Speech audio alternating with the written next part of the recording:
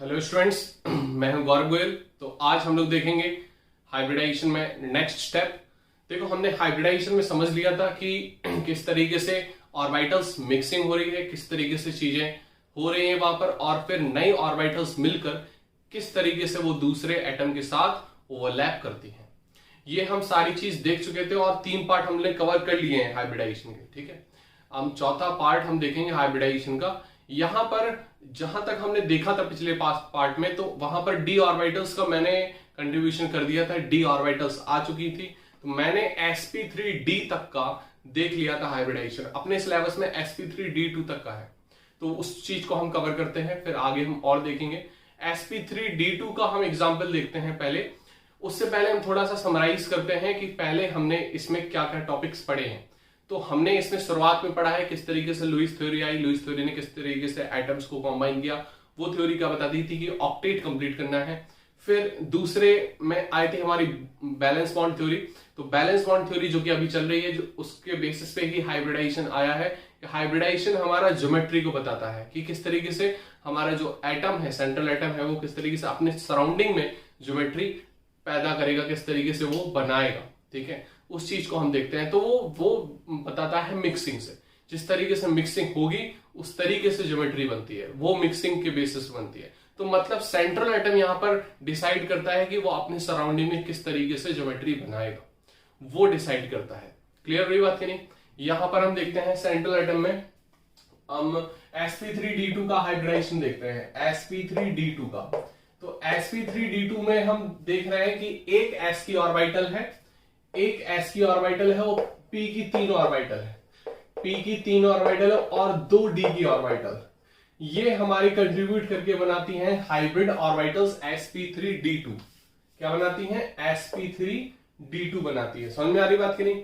तो sp3d2 में हम देखेंगे यहां पर एग्जाम्पल IF7 का।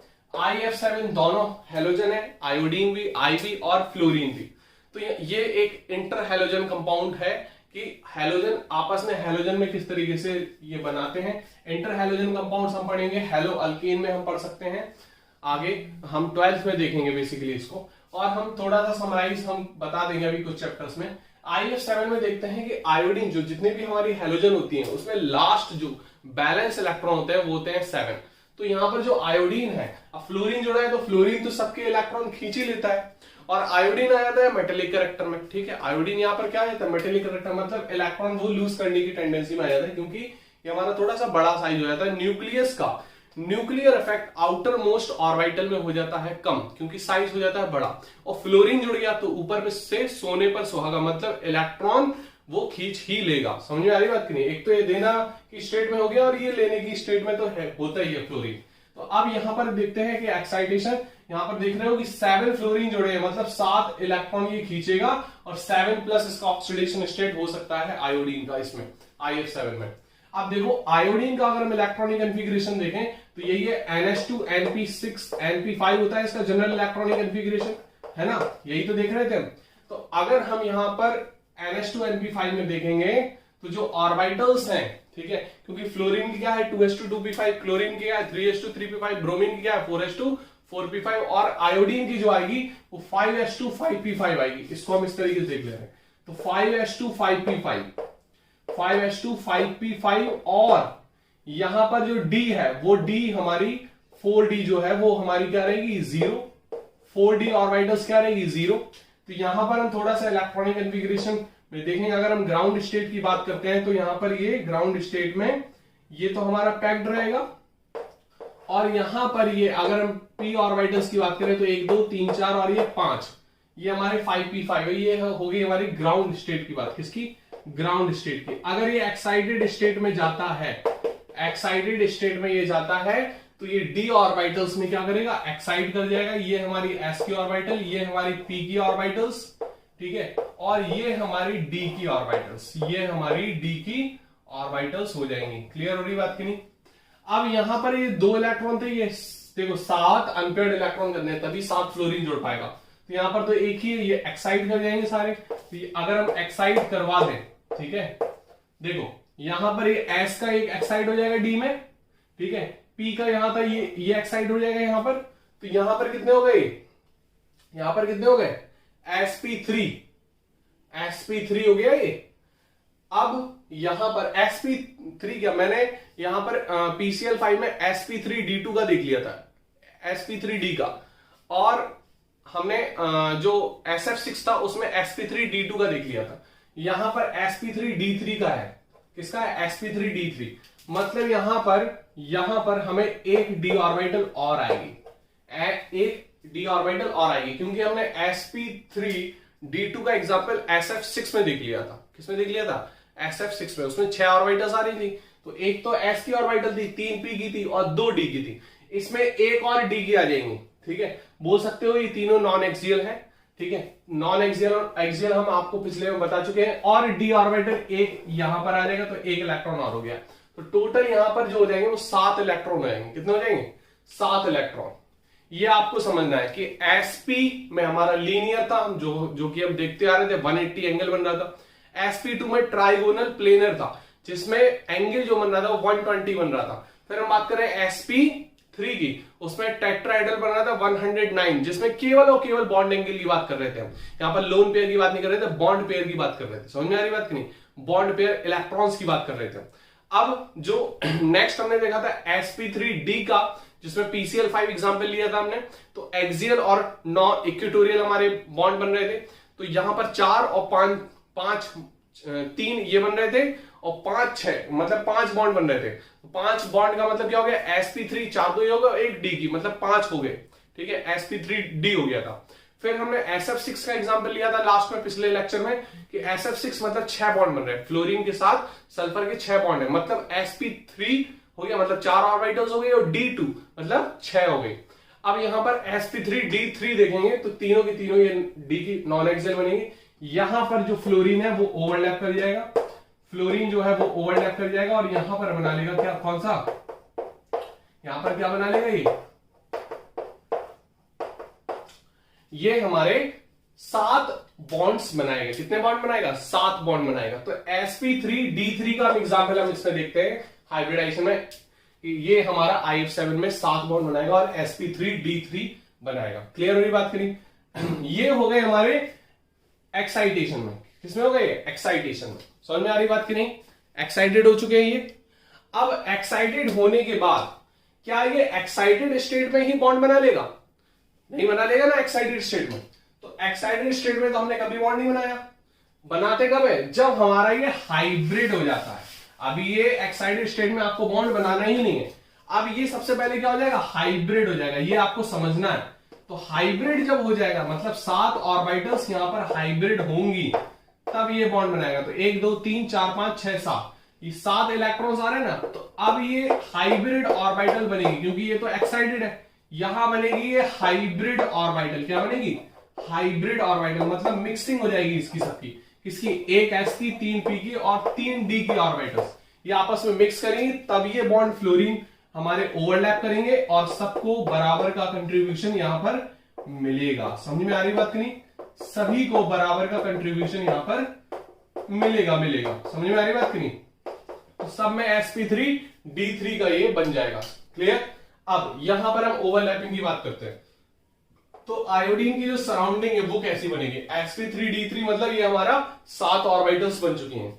अब देखो कुछ जो हम फ्लोरीन की बात करें तो हमने स्क्वायर बाई पिरामिडल तो SF6 में बना दिया था, यहां पर पेंटागोनल बनेगा। क्या बनेगा, पेंटागोनल, ऐसे।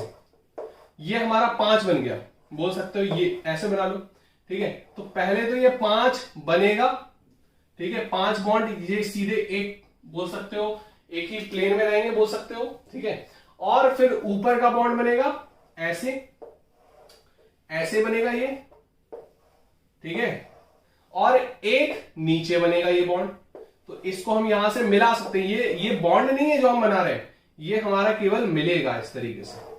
क्लियर, ताकि आपको ज्योमेट्री बता सके। तो एक तो ये पेंटागोनल हो गया, 5 पेंटागोनल 5 टाइप का बनेगा ऐसे। ठीक है, ये पेंटागोनल हो गया, और एक ऊपर पिरामिड, एक नीचे पिरामिड, एक ऊपर पिरामिड, एक नीचे पिरामिड। तो पेंटागोनल बाई पिरामिडल इसका स्ट्रक्चर हो जाएगा, पेंटागोनल बाई पिरामिडल। अब इसके बॉन्ड एंगल और एंगल सारे देखते हैं। अब देखो यहां से आपको आइडिया मिल जाएगा कि एक ऑर्बिटल ये होगी, एक ऑर्बिटल ये होगी, हम एक ही एक लोब बना रहे हैं यहां पर ताकि आपको क्लियर हो जाए।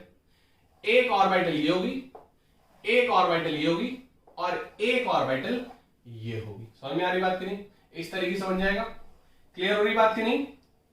समझ में आ रही बात की नहीं आ रही कि इस तरीके से ये बन जाएगा पेंटागोनल बाइपिरामिड। अब एक इसकी लोब कैसी होगी? एक लोब कैसी होगी?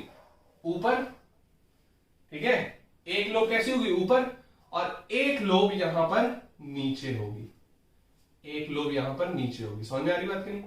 ये ऐसे। क्लियर?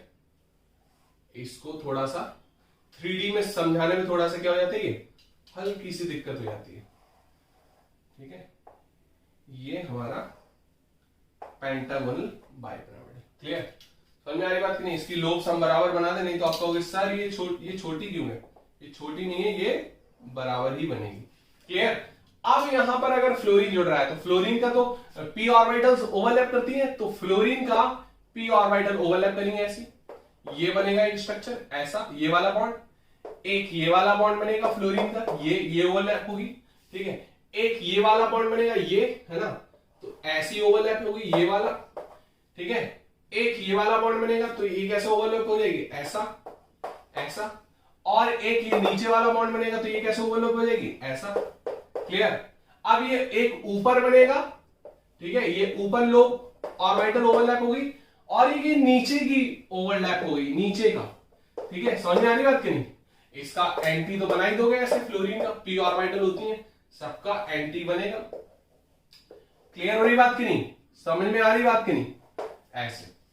क्लियर? अब इसकी तो एंटी होगी ये ऐसी, ये पांचों तो एंटी है, ये छठवां और सातवां ये सारी एंटी बनेगी। क्लियर? समझ में आ रही बात की नहीं? अब हमें केवल इस लोब से ऐसे बता सकते हो जो हमारी बॉन्डिंग में पार्टिसिपेट करती है ना, bonding lobes, anti bonding lobes, है ना, bonding lobes, anti bonding lobes से हम यहां पर बता सकते हैं। तो इस तरीके से चीजें यहां पर होंगी और ये हमारा एंगल बनेगा। अब यहां पर एंगल को हम डिसाइड करते हैं एक बार, कितना बनेगा। देखो यहां पर जो एंगल है, अगर हमारा स्क्वायर पिरामिडल था तो कितना हो गया था? 360/4, तो 90 हो गया था। यहां पर क्या हो गया? 360/5, तो 360/5 यहां पर जो बॉन्ड एंगल बन रहा है, यहां पर बॉन्ड एंगल ये वाला जो प्लेन में है वो कितना बनेगा?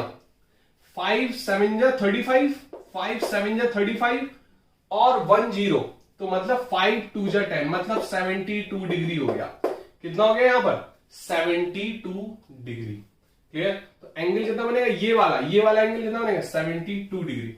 अब एक एंगल ये भी बनेगा, ये वाला जो ये आ रहा था, ये जो प्लेन से, क्योंकि ऊपर पिरामिड बन रहा, नीचे बन रहा, तो ऊपर वाला जो पिरामिड है, जो ये बॉन्ड आ रहा है, एक तो प्लेन में ये जो ऊपर बॉन्ड आ रहा है, इसका कितना बनेगा? ये 90, तो ये वाला कितना हो जाएगा? 90, नीचे वाला भी कितना हो जाएगा? 90। तो दो एंगल तो 90 के बन रहे हैं और ये 5 एंगल बनेंगे 72 डिग्री के। ये 5 एंगल, ये 5 एंगल कितने बनेंगे? 72 डिग्री के। क्लियर हो रही बात की नहीं? इतनी बात समझ में आ रही कि नहीं आ रही? तो बहुत इजी है sp3d3 का मतलब, यहां पर आपको समझना है कि दो अगर ऑर्बिटल्स, दो लोब्स हैं, दो ऑर्बिटल्स है बॉन्डिंग ऑर्बिटल, तो sp बन जाएगा। अगर sp2 है तो 3 का बन जाएगा, मतलब 3 हाइब्रिड ऑर्बिटल आएंगे, sp3 sp2 में 120 एंगल होगा, sp3 में 109 टेट्राहेड्रल बन जाएगा। अब d ऑर्बिटल आ गई sp3d, तो वहां पर आपको चीजें देखनी पड़ेंगी। ट्राइगोनल बाइपिरामिडल बनता है तो 120 नीचे के प्लेन के एंगल और ऊपर नीचे 90 के बनाता है। ठीक है, जो ऊपर नीचे आएगा लोब्स में, मतलब जो ऊपर बनेगा पिरामिड वो तो प्लेन से 90 बनाएगा ना, तो उसका 90 बनता है। क्लियर?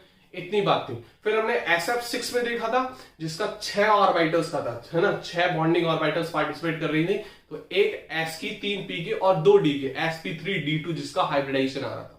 ठीक है, तो वहां पर 90 बन रहा था प्लेन में एंगल और ऊपर भी 90, मतलब पूरा का पूरा एक सिमेट्री बन रही थी SF6 में, जिसका स्ट्रक्चर था ऑक्टाहेड्रल। क्या स्ट्रक्चर था? ऑक्टाहेड्रल। क्लियर हो रही बात की नहीं? फिर हमने अभी देखा कि sp3d3 में ये हमारा स्ट्रक्चर क्या बनेगा? Pentagonal bipyramidal. स्ट्रक्चर क्या होगा? ये ज्योमेट्री क्या होगी? Pentagonal bipyramidal. इतनी चीज यहां पर इन्होंने बताई थी। किसने?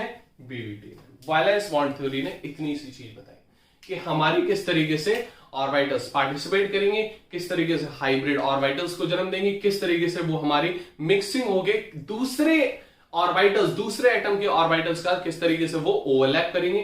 तो ये सारी ओवरलैपिंग मैंने एक एक करके हर एग्जाम्पल को बहुत डिटेल में आपको समझाया है।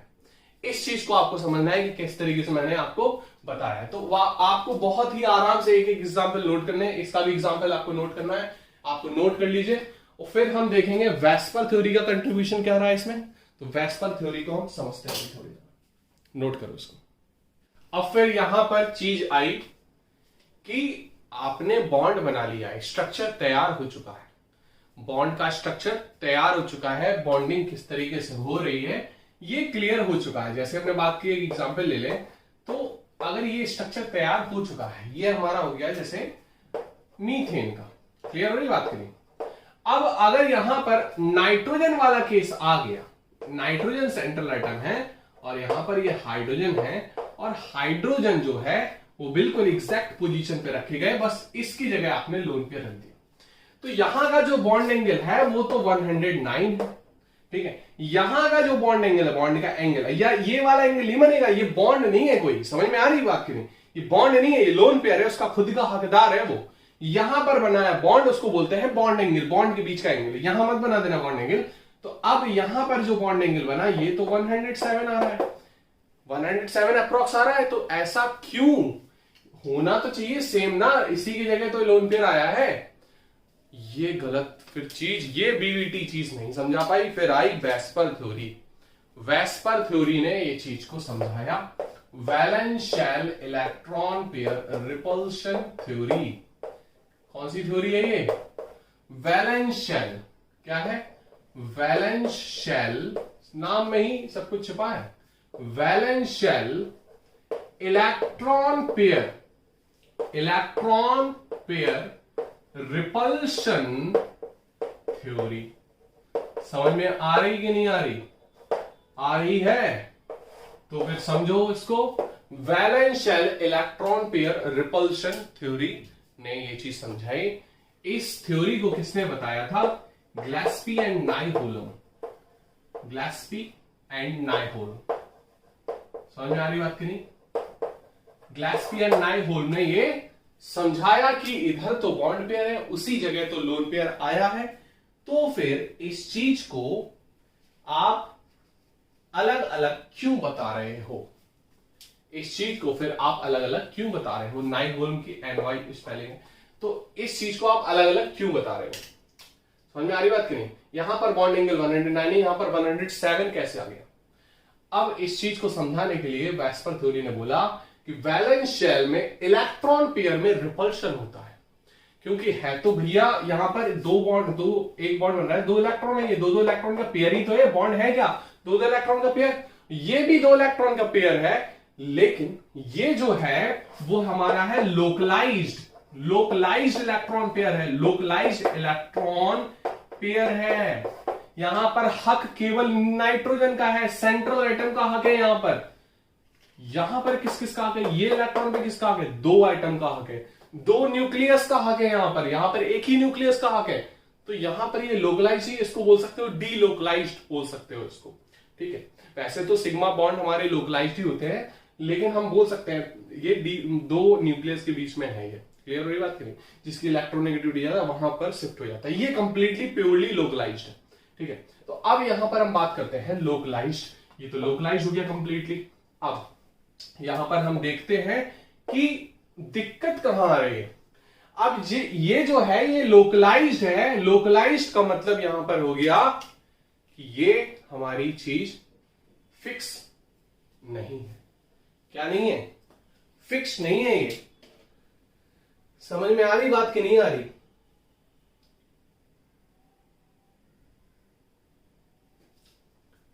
क्लियर हो रही बात कि नहीं हो रही? इसको बोल सकते हो ये लोकलाइज्ड किसका है? केवल लोकलाइज्ड ये है सेंट्रल एटम का, सेंट्रल एटम में लोकलाइज्ड है। ये हमारा 2 न्यूक्लियस में लोकलाइज्ड है, बोल सकते हो 2 न्यूक्लियस के बीच में लोकलाइज्ड है। वैसे तो ये डीलोकलाइज्ड हो सकता है। अब यहां पर एक चीज देखते हैं कि ये जो है यहां पर इलेक्ट्रॉन डेंसिटी बहुत ज्यादा है, लोन पेयर में इलेक्ट्रॉन डेंसिटी, क्योंकि ये एक ही का है तो इलेक्ट्रॉन डेंसिटी ये क्या करेगा, ये चीज फैलता है थोड़ा सा, ये फ्री है तो थोड़ा सा फैलता है तो यहां पर ये रिपल्शन ज्यादा क्रिएट करता है, रिपल्शन यहां पर ज्यादा क्रिएट करेगा और इस रिपल्शन की वजह से यहां पर इस पे इफेक्ट डालेगा और ये हमारा झुकेगा। अगर इस पे झुक गया तो ये 109 से 107 पहुंच जाता है। यहां पर लगता है इलेक्ट्रॉन पेयर रिपल्शन। क्या लगता है? Electron pair repulsion. अगर हम बात करें तो यहां पर हम रिपल्शन की बात करें तो रिपल्शन में यहां पर लोन पेयर अगर हम रिपल्शन का ऑर्डर लगाएं तो लोन पेयर का जो रिपल्शन है, लोन पेयर का जो रिपल्शन है वो सबसे ज्यादा डोमिनेटेड होता है, सबसे ज्यादा होता है वो, ठीक है, लोन पेयर का। फिर हमारा लोन पेयर और बॉन्ड पेयर का, लोन पेयर और बॉन्ड पेयर का रिपल्शन फिर सबसे ज्यादा होता है, ठीक है। और फिर होता है बॉन्ड पेयर का, फिर क्या होता है? बॉन्ड पेयर का रिपल्शन होता है। समझ में आ रही बात की नहीं? बॉन्ड पेयर का रिपल्शन होता है। क्लियर हो रही बात की नहीं? समझ में आ रही बात की नहीं? फिर बॉन्ड पेयर का रिपल्शन होता है। तो इसको नोट कर सकते हो कि रिपल्शन ऑर्डर क्या है कि लोन पेयर में रिपल्शन ज्यादा होगा, क्योंकि इलेक्ट्रॉन डेंसिटी वहां पर एक ही न्यूक्लियस में होती है तो वो रिपेल ज्यादा करते हैं, वो थोड़ा सा हमारे न्यूक्लियस से दूर नहीं होते हैं, तो रिपल्शन वो सेंट्रलाइज होता है तो वो रिपल्शन ज्यादा करते हैं अपनी, क्योंकि ज्योमेट्री तो इसी से बन रही ना, तो रिपल्शन इसी में है, वो न्यूक्लियस इसी न्यूक्लियस से है वो, तो ये थोड़ा सा ज्यादा एक्सपेंड करता है, ज्यादा रिपल्शन शो करेगा, ठीक है। आपके हिसाब से जितना समझने की कोशिश है वो आपको मैं समझाने की कोशिश कर रहा हूं, ज्यादा एडवांस लेकर नहीं जाने की कोशिश कर रहा हूं कि आपके सर से ऊपर उड़ जाए, तो इसीलिए उतना ही बेसिक में मैं आपको समझा रहा हूं। तो लोन पेयर का रिपल्शन ज्यादा होगा, then lone pair bond pair का। क्लियर हो रही बात की नहीं? इसको इस तरीके से हम देखेंगे। अब यहां पर बेसिकली जो गिलेस्पी नायहोल्म ने बताया, तो पहला पॉइंट तो ये बताया कि रिपल्शन थ्योरी में यहां पर ये रिपल्शन ऑर्डर रहेगा। क्लियर? समझ में आ रही बात की नहीं? दूसरा पॉइंट क्या बताया? जो lone pair are localised on central atom बोल सकते हो, या जिसकी हम ज्योमेट्री निकाल रहे हैं, ऑन सेंट्रल एटम। क्लियर? समझ में आ रही बात की नहीं? On central atom. तीसरी चीज इन्होंने बोली कि जो हमारा डबल बॉन्ड, अगर हम बात करें डबल बॉन्ड और सिंगल बॉन्ड, डबल बॉन्ड में 4 इलेक्ट्रॉन है, इसमें 2, तो डबल बॉन्ड जो है, double bond repel more than single bond, मतलब सिंपल सी बात है, जहां पर इलेक्ट्रॉन डेंसिटी होगी वो रिपेल ज्यादा करेगा, जिसकी इलेक्ट्रॉन डेंसिटी ज्यादा हुई उसका रिपल्शन ज्यादा होगा। समझ में आ रही बात की नहीं? यहां पर जो बॉन्ड पेयर की बात है, ये सिंगल बॉन्ड पेयर बोल सकते हो यहां पर, तो जो डबल बॉन्ड है वो ज्यादा रिपेल करेगा as compared to single bond. Clear हो रही बात की नहीं? तो ये सारी चीज आप नोट कर सकते हो वेस्पर थ्योरी की। फिर हम और चीज बढ़ते हैं, किस तरीके से फिर अगर ये रिपल्शन आया तो किस तरीके से मॉलिक्यूल ने अपने आप को ज्योमेट्री दी, किस तरीके से शेप किया अपने आप को, और वो जो रिपल्शन का है उसका इफेक्ट क्या पड़ा हाइब्रिडाइजेशन, मतलब हाइब्रिडाइजेशन फिर कैसे समझाएगी बीबीटी कैसे समझाएगी हाइब्रिडाइजेशन को। इसको नोट कर सकते हो जल्दी फटाफट। तो अब ये चीज तो हमने समझ ली कि किस तरीके से वो समझाएगी। क्लियर? अब यहां पर समझेंगे किस तरीके से इफेक्ट डालेगी। तो ये चीज हम समझ चुके कि लोन पेयर ज्यादा इफेक्ट करेगा, वो ज्यादा रिपेल करेगा, फिर लोन पेयर बॉन्ड पेयर, फिर बॉन्ड पेयर का रिपल्शन। तो यहां पर किस तरीके से फिर शेप्ड होगा, अगर हम हाइब्रिडाइजेशन के हिसाब से समझें तो किस तरीके से शेप्ड होगा। यहां पर हम ज्योमेट्री 2 टर्म समझते हैं, एक तो ज्योमेट्री होती है, दूसरी चीज होती है हमारी शेप बोल सकते हो, स्ट्रक्चर बोल सकते हो, ठीक है। तो दोनों में क्या डिफरेंस है, दोनों में डिफरेंस समझना बहुत ज्यादा जरूरी है। अगर क्वेश्चन में ज्योमेट्री पूछी तब क्या बताओगे, और शेप पूछा तब क्या बताओगे। अगर हम बात करें यहां पर सिंपल सा एग्जांपल लेते हैं, मीथेन। तो मीथेन की अगर हम बात करें तो मीथेन है हमारा।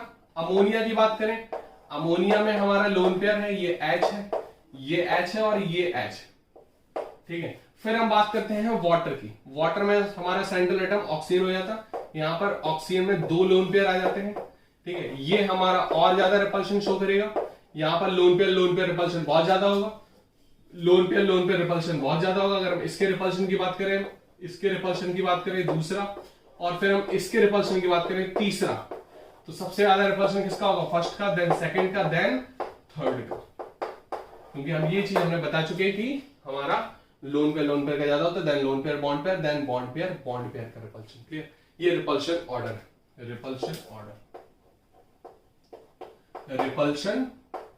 है ये। इतनी बात समझ में आ गई होगी आपको। अब यहां पर अगर हम देखें कि यहां पर तो बन तो रहे सेम टाइप की चीजें, ये भी हमारा इस टाइप का, ये भी है ना, और सराउंडिंग में चार ही चीजें। यहां पर एक भी लोन पेयर नहीं है, यहां एक लोन पेयर, यहां दो लोन पेयर है, तो सराउंडिंग में 4 चीज। ज्योमेट्री क्या करती है? लोन पेयर को काउंट करती है। लोन पेयर काउंट करती है, लोन पेयर काउंटेड करती है। यहां पर lone pair not counted, lone pair not counted. समझ में आ रही बात? की लोन पेयर ये काउंट नहीं करती है। सबसे इंपॉर्टेंट चीज है ये, यहीं से चीजें क्लियर हो जाती है। क्लियर हो रही बात की नहीं? ये लोन पेयर काउंट करती है, ये नहीं करती। अब ये लोन पेयर काउंट करती है, ठीक है, वो नहीं करती। यहां पर लोन पेयर तो एक भी नहीं है, तो यहां पर इसकी ज्योमेट्री अगर हम बात करें, ज्योमेट्री जी से डिनोट कर रहे हैं, ज्योमेट्री इसकी क्या होगी? टेट्राहेड्रल। क्या होगी? टेट्राहेड्रल। क्लियर बात की नहीं? अगर हम बात करें शेप की, शेप को हम एस से करते हैं, शेप भी हमारा क्या हो गया यहां पर? टेट्राहेड्रल। क्या हो गया? टेट्राहेड्रल।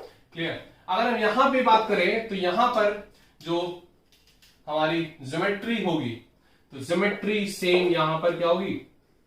यहां भी ज्योमेट्री हमारी क्या होगी? टेट्राहेड्रल ही होगी यहां पर ज्योमेट्री। समझ में आ रही बात की नहीं? लेकिन यहां पर शेप क्या हो गया? शेप ज्योमेट्री काउंट नहीं कर, शेप हमारा काउंट नहीं करता है। लोन पेयर तो केवल बॉन्ड पेयर है, तो बॉन्ड पेयर इस तरीके से है, तो ये क्या बन गया? पिरामिड। क्या बन गया? पिरामिड बन गया। तो इसको बोलते हैं पिरामिडल। क्या बोलते हैं? पिरामिडल शेप या trigonal pyramidal shape. Clear? Trigonal pyramidal shape. Clear हो रही बात की? इतनी बात समझ में आ गई होगी आपको? क्लियर हो रही बात की नहीं?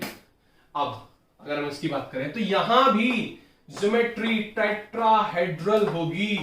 क्या होगी? टेट्राहेड्रल। लेकिन यहां पर शेप क्या हो गया? लोन पेयर काउंट नहीं करता, वो कैसा हो गया? ऐसा शेप बना रहा है, ऐसा बना रहा, ऐसा क्या हो गया? ये कौन सा शेप है? वी शेप दिख रहा है, इसको वी शेप बोल सकते हो। क्या बोल सकते हो?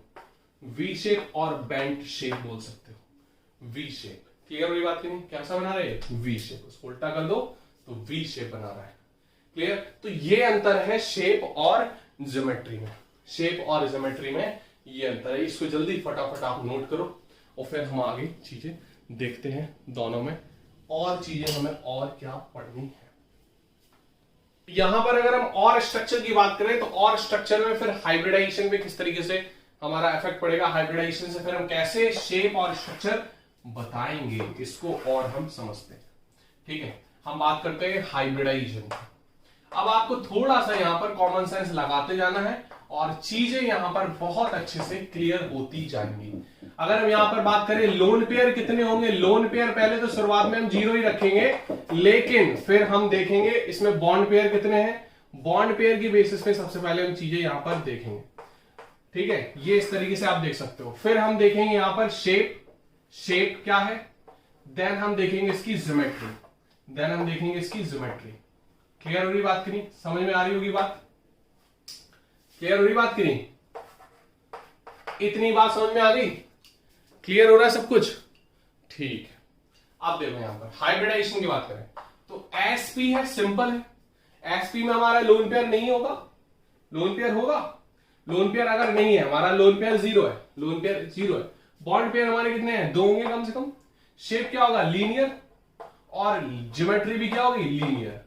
एग्जाम्पल हम देख सकते हैं किसका, किसी का भी एग्जाम्पल ले लो, हम CO2 का एग्जाम्पल ले सकते हैं। किसका एग्जाम्पल ले सकते हैं? CO2 का। हम एग्जाम्पल भी लिख दे रहे हैं यहां पर। एग्जाम्पल किसका ले सकते हैं? CO2 का। क्लियर हो रही बात की नहीं? एग्जाम्पल हम CO2 का ले सकते हैं। क्लियर? अब यहां पर हम बात करें sp3 की, sp2 की, एक एक बढ़ाते हैं हम ना, जल्दी जल्दी क्यों करें। sp2 की बात करें तो sp2 में हमने कौन सा एग्जाम्पल देखा था? sp2 में याद है आपको? यहां पर हमने BeCl2 भी देखा था, इसके साथ तो BeCl2 भी देखा था, है ना, CO2 के साथ। अब हम इसका क्या देखेंगे, और एग्जाम्पल क्या देखेंगे? इसको हम बनाते जा रहे हैं ऐसे, फिर हमने sp2 में क्या एग्जांपल देखा था, अगर हमने इसका लोन पेयर हमने 0 कर दिया था, बॉन्ड पेयर हमारे कितने थे, बॉन्ड पेयर कितने बनेंगे 3। तो बॉन्ड पेयर लीनियर कैसा शेप बना था, इसका शेप कैसा बना था, ट्राइगोनल प्लेनर। क्या बना था, ट्राइगोनल प्लेनर बना था, ट्राइगोनल प्लेनर। ठीक है। ज्योमेट्री अगर हम बात करेंगे तो सिंपल हमने एग्जांपल इसका लिया था BH3। ठीक है, BF3 भी ले लिया था। ठीक है, ये हमने लिया था। समझ में आ रही बात की नहीं। तो यहां पर जो अगर हम सिंपल हमारे 3 बॉन्ड पेयर है तो क्या बनेगा, अगर हम बात करें यहां पर सिंपल से एग्जांपल देख लो, अगर हमने कोई एक लिया, ठीक है, यहां पर इस तरीके से अगर आ रहा है, ठीक है, तो यहां पर ये 3 बॉन्ड बन रहे हैं इसके सराउंडिंग में, तो ट्राइगोनल प्लेनर बनेगा ना, ये क्या बनेगा, ट्राइगोनल प्लेनर। समझ में आ रही बात की नहीं। अगर यहां पर हमने लोन पेयर रख दिया तो वी शेप हो गया ना, तो कैसा हो गया, वी शेप। तो यहां पर अभी हमें इतना ज्यादा जाना नहीं है कि इस पे भी हमें चीजें रिसर्च करनी पड़े। यहां पर हमें केवल इतनी ही चीज समझनी है आपके सिलेबस में। ठीक है, अगर हमने लेकिन बता दिया तो वहां पर सेम चीज होगी, ये ट्राइगोनल प्लेनर ही होगा यहां पर। क्लियर। अगर हम बात करें sp3 की, sp3 में जरूर मैंने अभी बताया आपको, तो अगर 0 लोन पेयर है और यहां पर 4 बॉन्ड पेयर है, कितने, 4 बॉन्ड पेयर, तो यहां पर कैसा बनेगा, टेट्राहेड्रल। क्या बनेगा ये, टेट्राहेड्रल। और यहां भी टेट्राहेड्रल को हम TD से डिनोट कर देंगे, ज्योमेट्री भी टेट्राहेड्रल। एग्जांपल हमारा CH4, इसी में sp3 में एक और केस बनता है, अगर एक लोन पेयर आ गया तो बॉन्ड पेयर कितने हैं, 3 बॉन्ड पेयर कितने हैं, 3, तो क्या बनेगा ये, पिरामिडल, ट्राइगोनल पिरामिडल बन जाएगा। कैसा बन जाएगा, ट्राइगोनल पिरामिडल। और ये ज्योमेट्री हमारी TD रहेगी, ज्योमेट्री हमारी टेट्राहेड्रल ही रहेगी। एग्जांपल हमारा अमोनिया। बहुत अच्छे से हमने क्लियर अभी कर दिया आपको। नेक्स्ट, अगर ये हमने कर दिया और 2 लोन पेयर हो गए हमारे, तो 2 बॉन्ड पेयर थे हमारे, और जो हमारा बना था वो वी शेप बना था, बेंट शेप भी बोल सकते हो, और लेकिन ज्योमेट्री हमारी टेट्राहेड्रल ही रहेगी। और यहां पर जो केस आ जाएगा वो क्या आ जाएगा, बोलो, पानी, H2O। क्या आ जाएगा ये, H2O। तो यहां पर ये चीज बन रही थी। क्लियर हो रही बात की नहीं, इतनी बात समझ में आई आपको, इतनी बात क्लियर हुई पूरी। तो ये चीज हमें थोड़ा यहां पर समझनी थी। तो इतनी चीज क्लियर हुई। फिर हम आगे और देखेंगे, जो हमारी डी ऑर्बिटल का कंट्रीब्यूशन होगा तो उस चीज का चार्ट देखेंगे। इस चीज को आप बना सकते हो अच्छे से। फिर हम आगे के लेक्चर में हम देखेंगे कि किस तरीके से हमें चीजें और देखनी है। क्लियर, इसको नोट कर सकते हो फटाफट।